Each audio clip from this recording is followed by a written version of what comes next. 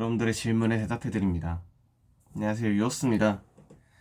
또 한 주가 시작되는데요. 아직 전쟁이 이제 계속 지속되고 있는 만큼 여러분들이 궁금하시는 것들 혹은 뭐 질문이 있을 만한 것들을 뽑아가지고 한번 답변 드리려고 합니다. 첫 번째로 뭐 채권 관련해서 한번 질문 받겠습니다. 어떤 게 있을까요? 지금 채권 금리는 계속 오르고 있는데 이제 관심 있으신 분들은 알겠지만 이제 한국은행이나 정부에서는 이미 3년물 3.2 레벨에서는 금리가 너무 과도하다, 이제 금리를 내릴 거다라는 이야기가 있었습니다. 실제로도 한국은행이 3.2 레벨에서 국채를 매수하는 등 이제 금리가 오르는 걸 막기 위해 노력하고 있었는데요. 이런 게 왜 중요하냐면은 시장 금리가 오르면은 기준금리, 정부가 결정하는 기준금리는 가만히 있겠지만 이제 그 이상으로 시장금리가 오르면은 이 시장금리 연동된 이제 부동산 대출금리나 다른 것들이 많이 오르기 때문에 이걸 통제하려는 경향이 있습니다. 지금 일단 기준금리는 그대로 둘 것 같습니다. 왜냐면은 이스라엘, 이란, 미국 전쟁에 대한 충격 때문에 지금 여러 수출이 악영향을 받는 등 아무래도 성장 측면에서 안 좋은 영향이 있기 때문에 기준금리를 오르지는 못할 것 같아요. 물가는 어떤 식으로 막냐라고 했을 때 좀 재정을 풀어가지고 다양한 뭐 지원 정책을 마련해야죠. 반도체 수출 증가에 따른 세수 증가가 거의 도움이 될 거고요. 그러면 그 금리는 어떻게 되냐? 기준금리는 유지한 채 시장금리는 지금 현재 좀 과도하게 올라가고 있다 생각을 하고 있습니다. 그렇지만 당장 이제 뭔가 금리가 떨어질 거라 생각은 안 하고요. 금리가 좀 오르다가 전쟁이 조금 안정화됐을 때쯤부터 서서히 하락하지 않을까에 대한 생각을 가지고 있습니다. 물가 상승은 경계하만 하지만 이렇게 물가가 오르고 성장이 충격이 발생할 때에는 물가를 쉽게 올리지 않을 것 같다라는 생각입니다. 금리를 올릴 것 같지 않다는 생각입니다. 다음으로 환율인데요.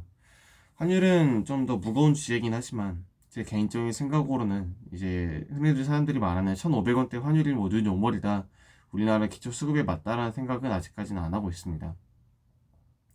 이렇게 뭐랄까 해외에다 물건을 많이 수출하고 달러를 많이 갖고 있는 상황, 그리고 국민연금의 해외 투자 방식 자체를 조절하고 있는 상황에서는 과거처럼 그렇게 강력한 지지가 되지는 않고 조금 하락할 여지가 있지 않나라고 아직까지는 기대를 하고 있는데요.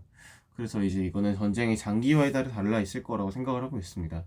즉 충격 때문에 빠르게 오른 만큼 빨리 끝나면 빨리 떨어지고, 이게 장기화될수록 사람들의 인식이 이제 1,400원, 1,500원대 환율이 좀 고착화되는 단계에 따라서 좀 환율이 만들어지지 않을까에 대한 생각을 갖고 있어요. 다만 아직까지 1,500원으로 유지하는 게 그러니까 메인 케이스는 아니다라고 생각을 하고 있습니다.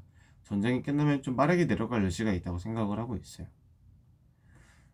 그리고 마지막 주식에 대해서 여러분들의 질문을 한번 정확히 보자면은 과연 전쟁이 언제 끝날지, 이게 어떻게 끝날지에 대한 질문이 있으실 거예요. 참 어려운 질문입니다. 하지만 미국에 대한 어떤 전쟁의 확신, 그리고 이스라엘의 강경한 입장, 그리고 이란의 엄청 어떤 뭐랄까 지형적인 약점을 고려해 봤을 때 조금 갈수록 이란이 이제 이스라엘 좀 말려달라라고 미국에 중재를 요청할 가능성이 있다고 생각을 하고 있어요. 물도 없고 전기도 없는데 어떻게 대응을 하겠어요. 그래서 이 전쟁이 조금 생각보다 좀 길어질 수는 있겠지만 어쩌면 한 4월, 5월 여름이 오기 전까지는 좀 끝날 수 있지 않을까에 대한 기대는 하고 있습니다. 네. 그때 어떤 식으로 끝낼까요? 이제 물과 전기와 이제 기초 생활시설이 끊긴 이란이 이제 이스라엘의 강경한 정책을 막아달라고 미국이 요청을 하게 되면은 앞으로는 핵을 사용하지 않고 안전한 뭐 그냥 시설만 이용하고 미국에 협조한다는 그 가정하에 지금 현재 아직 뿌리 뽑지 못한 군부를 중심으로 경제가 재건되지 않을까에 대한 생각을 하고 있습니다. 즉 이란 사람들이 바랬던 이란의 봄이 오는 건 쉽지 않을 것 같다라고 생각을 하고 있어요. 다만 전보다는 조금 미국 정부에 유순하게 대하면서 좀 경제 회복을 노리려고 하지 않을까에 대한 생각을 하고 있습니다. 다만 중국이 들어가게 되면은 중국과 미국 간의 갈등이 다시 발생할 수는 있겠죠. 네. 그리고 전쟁이 그렇게 끝나게 되면은 이 반도체의 높은 수출은 지속될 테니까 조금 더 주식시장은 회복할 여지가 있지 않을까에 대한 생각은 갖고 있어요. 다만 이제 유가가 변수죠. 유가가 오르게 되면은 이제 코스피 전체가 오르기는 아무래도 한계가 있습니다. 왜냐? 유가가 이렇게 치솟고 공급이 부족해서 오르는데 어떻게 오를 수 있겠어요? 그래서 당분간 호르무즈 해협의 흐름을 봐야 된다고 생각합니다. 그리고 호르무즈 해협이 쉽게 개방되지 않는다면 유가가 더 오르고 주식시장이 조금 더 다시 조정하고 횡보할 수 있는 기간이 더 길어질 거라 생각은 하고 있어요. 그래서 많은 사람들이 이번 주 이벤트를 바라고 바누트를 샀지만 좀 다시 개인적으로 조정을 해야 되나? 라는 걱정은 하고 있습니다.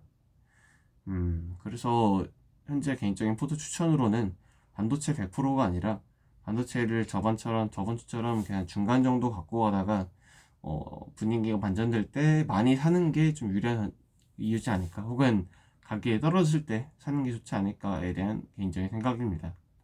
그래서 여기까지 왔는데요. 많이 어렵습니다, 여러분. 전쟁 매크로 예측하는 것도 어렵고 대응하는 것도 어려운데 이런 피곤한 장에서는 정말 그냥 원리 원칙 지키시면서 뭐 내동매매를 안 하는 게 제일 베스트인 것 같아요. 이렇게 말은 쉽지만 사실 행동하는 건 어렵죠. 그만큼 화이팅 하시고 이번 주도 즐거운 힘내는 한 주 되시면 좋겠습니다. 유얼스였습니다. 안녕.